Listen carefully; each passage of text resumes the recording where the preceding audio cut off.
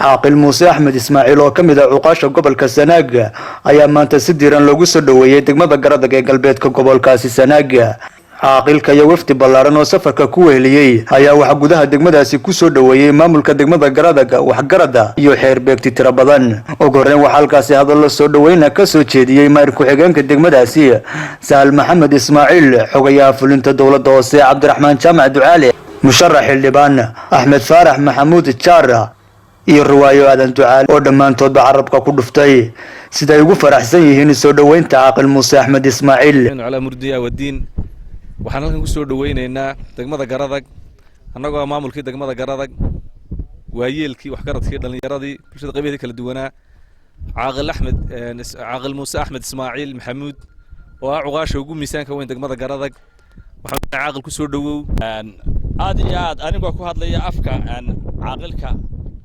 Muuse Axmed Ismaaciil Maxamuud Xuseen iyo wafdida la socda aad iyo aad baan idinku hambalyeynaa maamulka degmada xildhibaanada dhalinyarada sida aad noo soo dhaweyseen annagoo nimid degmada yadii aad iyo aad baan idinku mahadnaqaynaa degmadaadii siyaasadiisa ugu soo dhaweynaa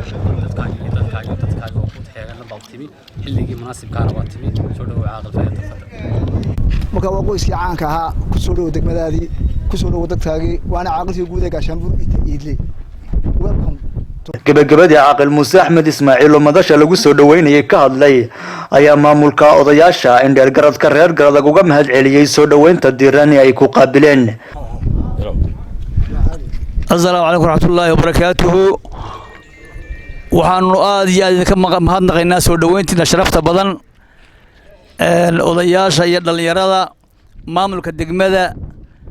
aad iyo aad baan ku mahadnaqaynaa soo dhaweyntiina faraha badan quruxda badan heeganka inta badan la sugayseen aad iyo aad ayaan kaga mahadnaqaynaa barakallahu baan ilaahay wasalaam maxamed gumbur telefishinka